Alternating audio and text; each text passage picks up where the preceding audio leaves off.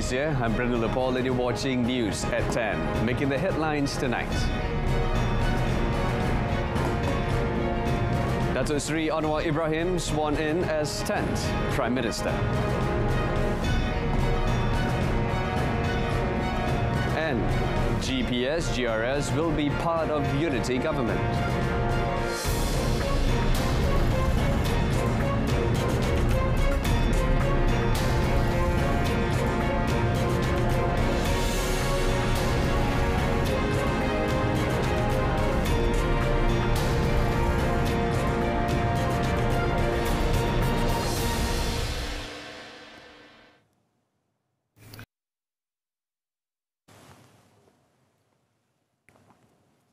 And welcome once again. Pakatan Harapan PH Chairman Datuk Seri Anwar Ibrahim has been sworn in as Malaysia's 10th Prime Minister.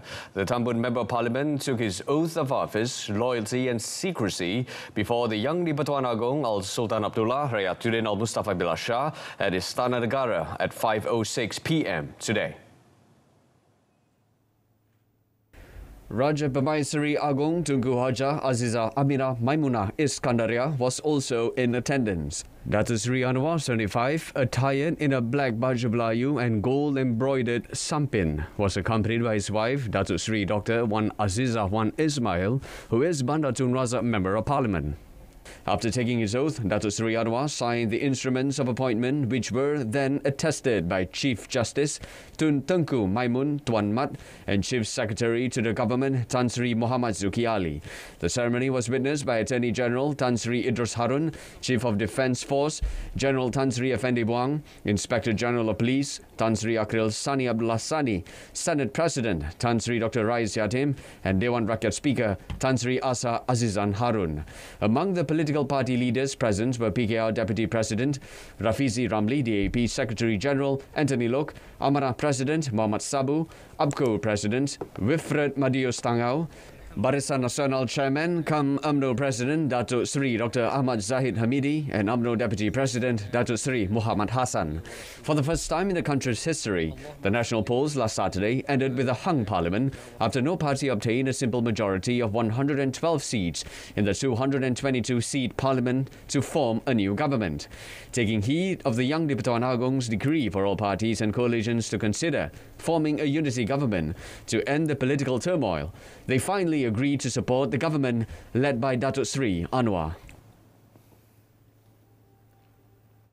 Earlier, Al-Sultan Abdullah consented to the appointment of Tambun Member of Parliament as Malaysia's 10th Prime Minister. Comptroller of the Royal Household of Istana Negara, Datuk Seri Ahmad Fadil Shamsuddin, said in a statement today that the appointment of the PH Chairman was made in accordance with Article 40, Subsection 2, Subsection A and Article 43, Subsection 2, Subsection A of the Federal Constitution. The appointment was finalised after His Majesty deliberated the opinions of the Malay rulers who convened a special meeting at Istana Negara today to make the best decision for the interests and well-being of the country and the people. Datuk Seri Ahmad Fadil and the King also reminded the new Prime Minister and his soon-to-be formed cabinet to stay humble. His Majesty decreed all elected representatives to show solidarity and give priority and commitment to providing the best service to the people. At the same time, the King also expressed appreciation for the support given by the Malay rulers for His Majesty to perform his duties as a constitutional monarch based on the supremacy of the Constitution and the rule of law. And Datuk Seri Anwar appointment caps a 3-decade-long political journey from a protege of a veteran leader to Dr. Mahathir Mohamad to Deputy Prime Minister of Malaysia to opposition leader and finally Prime Minister.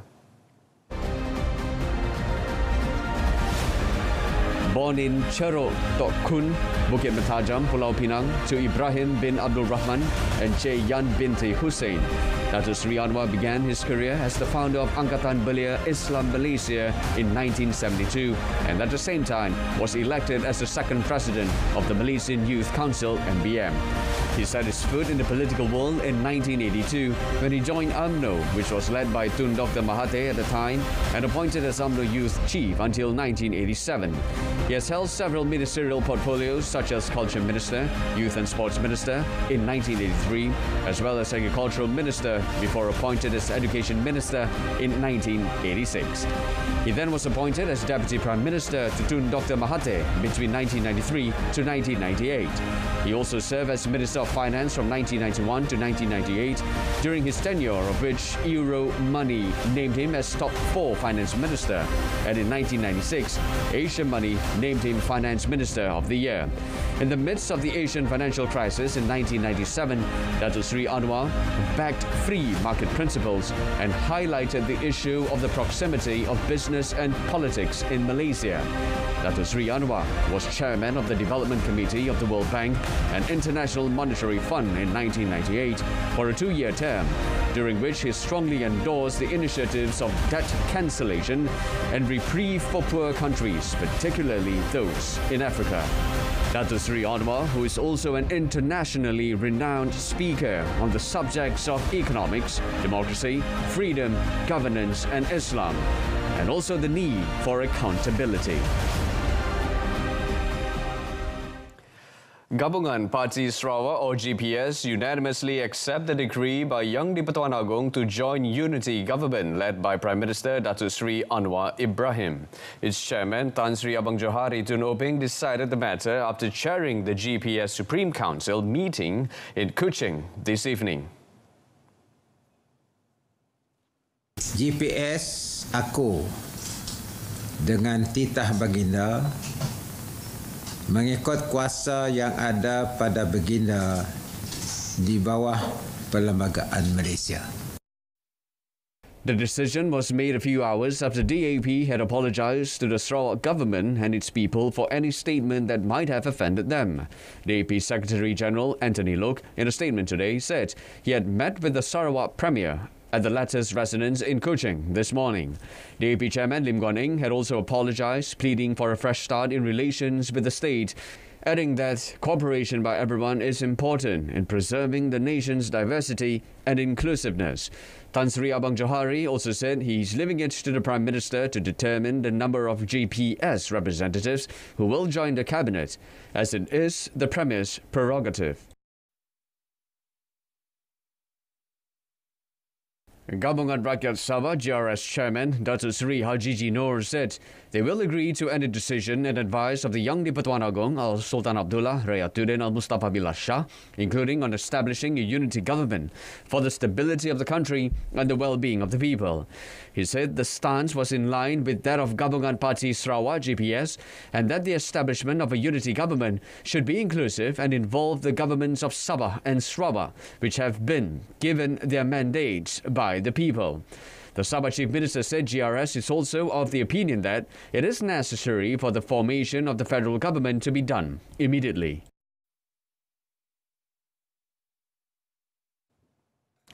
Meanwhile, Malaysians celebrated after the King appointed Datuk Sri Anwar as Prime Minister. Members of the public expressed hope for the country moving forward with the end of the political deadlock.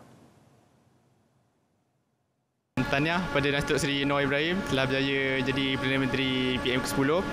Harapan saya pada Anwar Ibrahim harapnya dapatlah menjadikan Malaysia sebagai sebuah negara yang maju dan menjadi negara yang lebih dikenali ramai di masa akan datang. I feel good because I also wait from Saturday until now, until today. Yeah, so today the news come out, I feel very happy. And I hope he will bring Malaysia to be a more strong country. Yeah, let us can fight with other countries like Singapore. Yeah, that's my hope. Okay, thank you. It's very happy now, and tahniah to Mr. Tan Sri Anwar, sir. And I hope Malaysia will getting better and good. And one more thing is this is our country. This is Malaysia, Indians, Malay, and Chinese. And that's all. And thank you for everything. The market also reacted positively to Datuk Seri Anwar's appointment. Bursa Malaysia rallied to a near 3-month high today, with the key index rising by 4.04% on bullish market sentiment. At 5 p.m, the benchmark FTSE, Bursa Malaysia KLCI, FBM KLCI jumped 58.38 points to end the day at 1,501.88, compared with 1,443.50 at Wednesday's close. The brisk trading in the market saw turnover increasing sharply to 6.87 billion units worth 4.19 billion ringgit versus 2.68 billion units worth 1.63 billion ringgit on Wednesday. Meanwhile, the ringgit climbed 1.8% to its highest in over 2 months versus the US dollar today, thus easing the weak US dollar following the Federal Open Market Committee's FOMC minutes. At 6 p.m, the local note gained 815 percentage points to 4.4910 against the greenback from yesterday's close of 4.5725.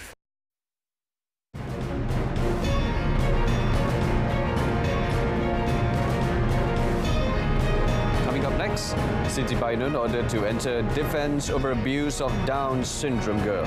Stay tuned. Rumah Bonda founder Siti Bainon Ahmad Razali was today ordered by the Kuala Lumpur Sessions Court to enter her defence on charges of neglecting and abusing 13-year-old Down syndrome girl known as Bella. Judge Israelizam Sanusi made the order after finding that the prosecution had succeeded in establishing a prima facie case against Siti Bainon at the end of the prosecution case. He said the prosecution had succeeded in proving that the accused mistreated and caused physical and emotional injuries to Bella. Israelizam also said the prosecution succeeded in proving that the accused had custody of Bella, as the woman had obtained temporary custody of the girl since 14 July 2020, and on 24th September the same year, the court issued an order for the girl to be placed under the custody of the accused until the age of 18. He said the order was made with several conditions, among others, that Bella's custody and maintenance cannot be transferred to someone else without legal process. With this, the prosecution succeeded in proving a prima facie case for both charges and ordered the accused to defend herself. The court set 5 days from 5th December for the defense trial. Meanwhile, lawyers appointed to hold a watching brief in the case in a media statement issued today said they were satisfied with today's decision, which had taken into account all the evidence, the testimony of the prosecution witnesses and the submissions by both parties.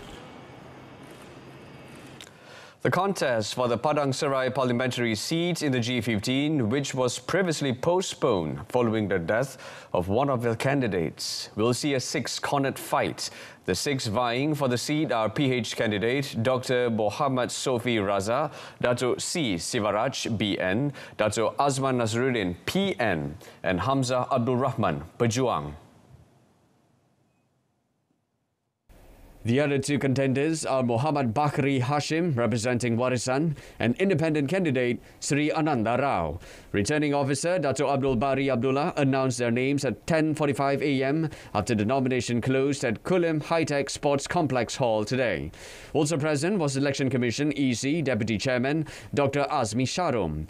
The EC rescheduled the polls for Padang Serai parliamentary seat to 7 December following the death of incumbent candidate M. Karupaya, 69, 3 days before the polling day on 19 November. 46 polling centres, consisting of 230 channels, will be gazetted, including one early voting centre. 133,867 registered voters, consisting of 133,776 ordinary voters, 76 police personnel, and 15 absentee voters.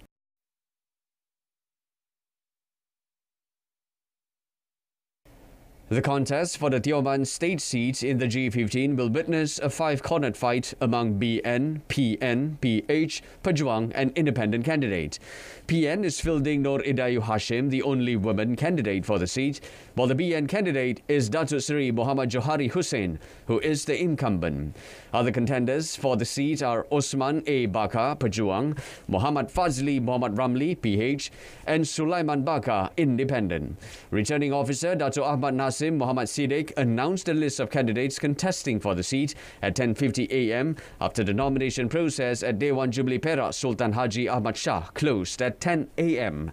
Polling for the Tioman state seat for J15 was postponed following the death of Mat Yunus Ramli, who was named the PN candidate for the seat on the polling day. The EC has set 7 December as the polling day and 3rd December for early voting. The electoral roll to be used for the Tioman contains a total of 28,465 voters, consisting of 28,200 ordinary voters, 262 police personnel and 3 absentee voters.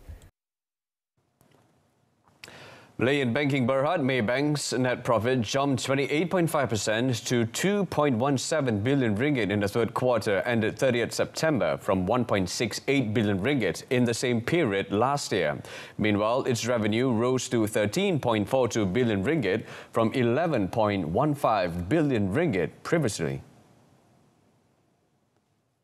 The stronger results were driven by the better performance of its Islamic banking scheme operations, insurance and Takaful subsidiaries and other operating income. For 2022, Maybank said it will continue focusing on driving loans growth in key business segments across the group's home markets amid a rising rate environment. At the same time, it will continue to drive fee-based income opportunities in growth areas such as wealth management, global markets, investment banking, asset management and insurance. In an uncertain economic environment, it will also maintain its liquidity and capital positions to support business growth and the needs of its stakeholders. Maybank added it will also continue to proactively engage with customers on a targeted basis to extend additional support for those in need and as part of its robust asset quality management process.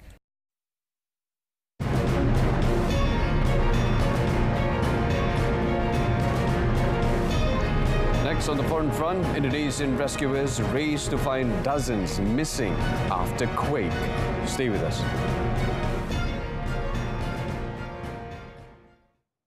Indonesian authorities deployed heavy machinery, helicopters and thousands of personnel today in a desperate effort to locate dozens trapped in rubble by an earthquake that killed 271 people as hopes faded to find survivors. Some have been pulled alive from the hulk of twisted metal and concrete in dramatic rescues in the town of Cianjur in West Java, including a 6-year-old boy who spent 2 days under the wreckage without food or water.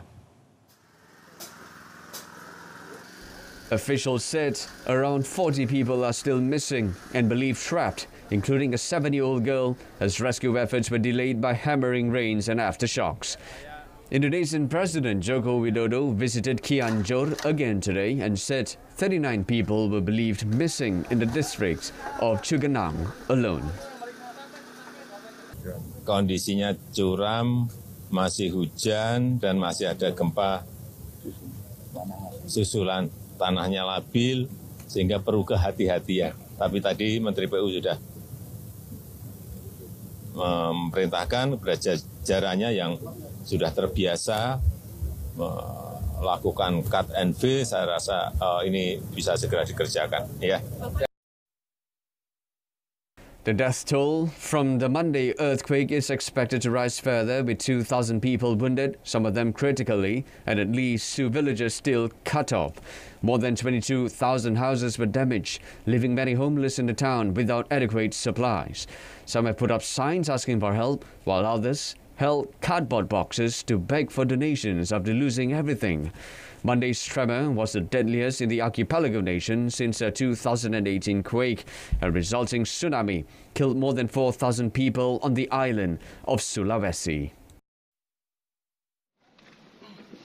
Meanwhile, the 6-year-old boy has been pulled from the rubble after spending 2 days trapped under debris without food or water in a miracle rescue. Video showed rescue workers pulling the boy, Azkar, free from a destroyed home in Cianjur's worst-hit district of Cugenang, wearing the blue shirt and trousers he had on when he became trapped. His mother died in the earthquake and her body was found hours before Azkar's rescue.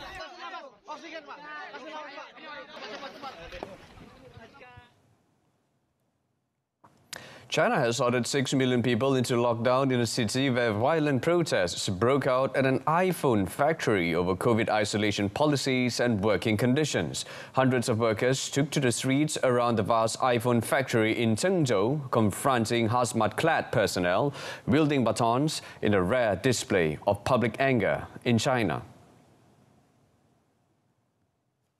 A video obtained by Reuters showed large crowds of factory workers in Zhengzhou city shouting and using poles to strike authorities, covering behind plastic shields.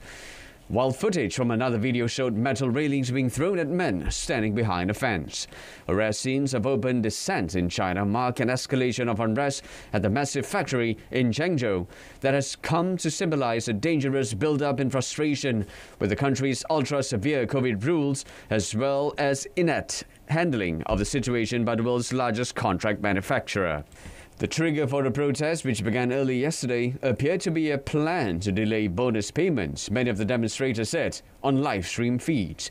Foxconn, formerly called Honhai Precision Industry Co. Limited, said today a technical error occurred when hiring new recruits at the COVID-hit iPhone factory in China and apologized to workers after the company was rocked by fresh labor unrest.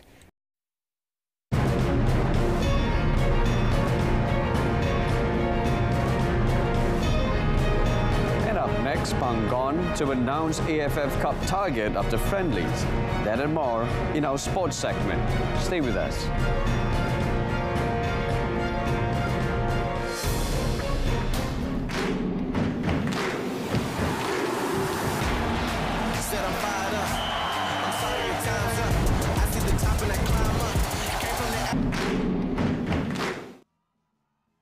Harimau Malaya head coach Kim Panggon will set the target for his team in the ASEAN Football Federation AFF Cup 2022 once he has evaluated their performance in the 2 warm-up matches against Cambodia and the Maldives next month. Football Association of Malaysia FAM Secretary General Nur Azman Rahman said Panggon would announce the target after evaluating and shortlisting the 23 players for the AFF Cup in the middle of next month. Nur Azman said friendly action between Cambodia and Maldives will provide opportunity for Panggon to evaluate players' performance and quality as he intended for Harimau Malaya. Malaysia will square off against Cambodia in friendlies at the National Stadium in Bukit Jalil on 9 December and the Maldives at the Kuala Lumpur Football Stadium in Cheras on 14 December. Yesterday, the FAM released a list of 29 players called up to attend the Harimau Malaya Centralized Training Camp starting 29th November. Nur Azman is also positive that all 29 players called up for the training camp this time would report for duty at the stipulated time. Malaysia, who have been drawn in Group B of the AFF Cup, will face Myanmar in Yangon on 21st December, Laos in Bukit Jalil 24 December, Vietnam in Hanoi 27 December and Singapore in Bukit Jalil 3 January next year. In the 2020 edition that was held in Singapore in December 2021, the Harimau Malaya squad were eliminated in the group stage with their best ever achievement being emerging champions in the 2010 edition. And ahead of the Malaysia Cup final action this Saturday, Selangor FC head coach Tan Cheng Ho remained humble yet accepting that Johor Darul Ta'zim JDT are the favourites to lift the prestigious trophy in the deciding match at the Stadium Nasional Bukit Jalil. Nur Azman said friendly action between Cambodia and Maldives will provide opportunity for Panggon to evaluate players' performance and quality as he intended for Harimau Malaya. Malaysia will square off against Cambodia in friendlies at the National Stadium in Bukit Jalil on 9 December and the Maldives at the Kuala Lumpur Football Stadium in Cheras on 14 December. Yesterday, the FAM released a list of 29 players called up to attend the Harimau Malaya Centralized Training Camp starting 29th November. Nur Azman is also positive that all 29 players called up for the training camp this time.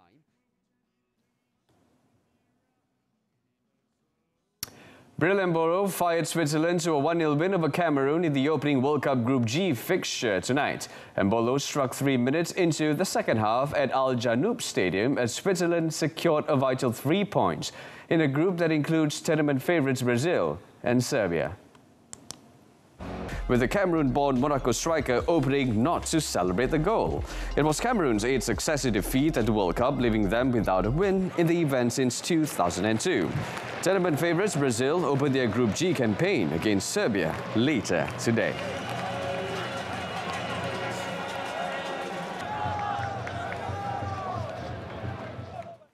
Now, late goals by substitutes Ritsu Doan and Takuma Asano gave Japan an incredible 2-1 comeback victory over Germany in the World Cup, a victory which Japan coach Hajime Moriyasu called historic. But have never claimed such a high-profile scalp. 歴史的な瞬間と、勝利と言っても過言ではないかなというふうに思いますし、で我々今日本の、サッカーの発展を考えながら、代表を強化している中で、世界で、活躍する、選手たちのことを考えると、サプライズでもないということが言えるかなというふうに思っています。この、大きな一勝ではありますが、この1試合で終わる、ワールドカップではないということ、また一喜一憂しすぎずに、次のコスタリカ戦に向けても、これまで同様最善の準備をしていこうということを選手たちに伝えました。But for Germany, the shock result was a repeat of their 2018 World Cup nightmare when, as defending champions, they lost exit.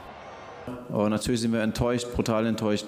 Aber jetzt geht es einfach darum, dass wir was gut zu machen haben. Wir müssen am Sonntag gegen Spanien unsere Chance nutzen, dass wir letztendlich in die Playoffs auch reinkommen. Wir haben die Qualität dazu, aber wir müssen es dann 90 Minuten auch zeigen. And late that day, after witnessing Spain thrash Costa Rica 7-0 in their World Cup opener, Spain fans said they feel more confident in their side, while Costa Rica fans say they are keeping the faith. Fans from Spain said they were unsure of their young side. The squad is the joint third youngest in Qatar before they watched them light up the scoreboard at the Al Tumama Stadium 7 times. Pues yo creo que internamente no teníamos todos muchas expectativas porque no sabíamos cómo iba a ser el equipo nuevo este año, pero definitivamente nos han dado una muy buena impresión y tenemos mucha esperanza, confianza. Pues genial, mucha felicidad yo creo entre todos. Yo creo que ya bastaba, tenía que pitar ya porque yo creo que iba a caer uno tras otro hasta llegar a 100 mínimo. Pero genial, genial, yo creo muy bien el equipo en general, todas las líneas muy bien. While Costa Rica fans said they felt battered. They mostly remained upbeat and true to their Pura Vida mantra as they look forward to facing Japan and Germany, the other two teams in Group E. Ya al final ya era como ya por favor no más, queríamos salir pero nada que hacer. Igual ya se sabe que pueden pasar esas cosas, pero de verdad no esperábamos que fuera tanto. Triste ahora y seguir disfrutando los demás días del Mundial. Al final es una fiesta de fútbol. Nos gusta, venimos desde el otro lado del mundo acá y si Dios quiere regresamos igual, pero triste un rato y seguimos felices después. The win was Spain's biggest ever win at the World Cup. And wrapping up the news at 10 tonight with a reminder of our headline, Datuk Sri Anwar Ibrahim sworn in as 10th Prime Minister. Do tune in tomorrow on TV2 for the updates at noon. Now we leave you with a variety of cinnamon and sugar creations shaped in mirrors of surprising designs, contesting in Sweden yearly gingerbread house competition. Till then, it's lights out. I'm Brendan Paul. Take care.